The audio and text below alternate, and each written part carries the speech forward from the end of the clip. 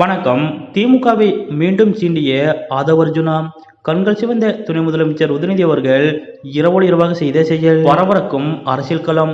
இதை பத்தின மொழிவர்த்தோட இப்ப நம்ம பார்க்கலாம். நேற்றைய தினம் சென்னையில் நடந்த விகடன் பிரச்சுரத்தின் எல்லோருக்குமான தலைவர் அம்பேத்கர் நூல் ஏட்டு விழா திமுக கூட்டணியில் மீண்டும் சர்ச்சைகளை உண்டாக்கியுள்ளது. அதாவது விஜயுடன் திருமாவளவன் அவர்கள் கலந்து கொள்வார் என்று எதிர்பார்க்கப்பட்ட இந்த விழாவில் திருமாவளவன் அவர்கள் கலந்து கொள்ளவில்லை. ஆனாலும் அவரது கட்சியின் துணை பொதுச் செயலாளர் ஆதவ் அர்ஜுனா அவர்கள் வாய்ஸ் ஆஃப் காமன் என்ற நிறுவனத்தின் நிர்வாகியாக இந்த கூட்டத்தில் கலந்து கொண்டார். அப்போது விழாவில் பேசிய ஆதவ் அர்ஜுனா, வருகிற 2026 சட்டமன்ற தேர்தல் மன்னராட்சி ஒழிக்கும் தேர்தலாக இருக்க வேண்டும் என்றும், பிறப்பால் ஒருவர் முதலமைச்சராக முடியும் என்பதற்கு முடிவு கட்ட வேண்டும் என்றும் பேசினார். இது முழுக்க முழுக்க திமுகவையும் தற்போதைய துணை முதலமைச்சர் உதயநிதி அவர்களையும் குறிவைத்து பேசப்பட்டதுதான். அது மட்டுமில்லாமல் இந்த விழாவில் கால சூழலால் திருமாவளவன் அவர்கள் கலந்து கொள்ளவில்லை தவிர அவரது மனசாட்சி இங்கேதான் இருக்கிறது என்றும் ஆதவ் அர்ஜுனா அவர்கள் பேசினார். திமுகவை குறிப்பாக உதயநிதியை விமர்சித்து பேசுவது விசிக துணை பொதுச் செயலாளர் ஆதவ் அர்ஜுனா அவர்களுக்கு புதிதல்ல. ஏற்கனவே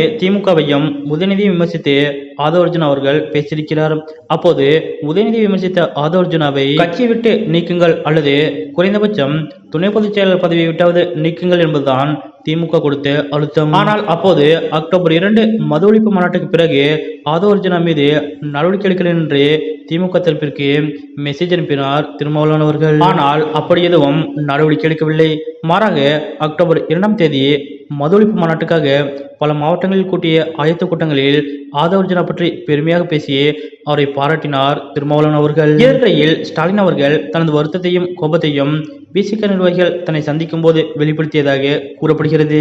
இந்த சூழலில் தான் விஜயோடு தான் கலந்து கொண்டிருந்த இந்த விழாவை தவிர்த்தார் திருமாவளவன் அவர்கள். அதே நேரம் விசிகவின் துணை பொதுச் செயலாளர் என்ற அடிப்படையில் அல்லாமல் வாய்ஸ் ஆஃப் காமன்ஸ் என்ற நிறுவனத்தின் நிர்வாகி என்ற அடிப்படையிலேயே ஆதவ் அர்ஜுனா அவர்கள் நேற்றைய தினம் விஜயோடு மேடையேறினார். ஆனாலும் ஆதவ் அர்ஜுனா விசிக துணை பொதுச் செயலாளராக இந்த மேடையிலும் திமுகவை விமர்சித்து, குறிப்பாக உதயநிதி அவர்களை விமர்சித்து பேசினார். இது திமுகவினருக்கு, குறிப்பாக திமுக இளைஞரணியினருக்கு கடுமையான கோபத்தை உண்டாக்கியது. மேலும் அவ்விழாவில் பேசிய விஜய் அவர்கள் அம்பேத்கர் பற்றிய புத்தக வெளியீட்டு விழாவில் திருமாவளவன் கலந்து கொள்வதற்கு கூட்டணி அழுத்தமே காரணம் என்றும் பேசினார். இந்த நிலையில் நேற்று இரவு திருமாவளவன் அவர்கள் திருச்சியில் பேட்டியளித்தார்.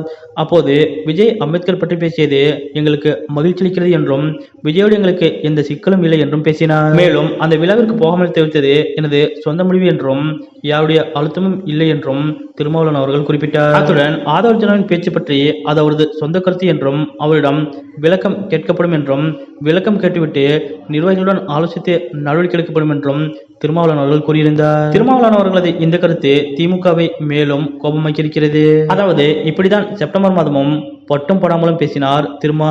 இப்போது ஆதவ் அர்ஜுனா பேசியது அவரது சொந்த கருத்து என்று சொல்லியிருக்கிறார் திருமாவளவன் அவர்கள். இந்நிலையில் தற்போது வெளிமாவட்ட சுற்றுப்பயணம் மேற்கொண்டிருக்கக்கூடிய துணை முதலமைச்சர் உதயநிதி அவர்கள் இந்த விவகாரத்தில் கடுமையாக டென்ஷன் ஆகியுள்ளதாக கூறப்படுகிறது. அதன்படி ஆதவ் அர்ஜுனாவிற்கு எதிராக திமுகவிலிருந்தும் பலர் தங்களது சொந்த கருத்துக்களை வெளிப்படுத்த தயாராகிவிட்டார்கள். இதற்கிடையே இன்றைய தினம் சென்னை திரும்பும் துணை முதலமைச்சர் உதயநிதி அவர்கள் முதலமைச்சர் மு.க. ஸ்டாலின் அவர்களோடு கலந்தாலோசித்துவிட்டு ஆதவ் அர்ஜுனா மற்றும் விஜய்க்கு எதிராக கடுமையான விமர்சனங்களை முன்வைக்க திட்டமிட்டிருப்பதாக கூறப்படுகிறது. விசிக துணை பொதுச் செயலாளர் ஆதவ் அர்ஜுனா மற்றும் தமிழக வெற்றிக் கழக தலைவர் விஜய் ஆகியோருக்கு எதிராக சாட்டை சுழற்ற தயாராக இருக்கக்கூடிய துணை முதலமைச்சர் உதயநிதி அவர்களது இந்த செயல் பற்றிய உங்களுடைய கருத்துக்கள் என்ன அப்படிங்கிறத மறக்காம கமெண்ட்ல குறிப்பிடுங்க.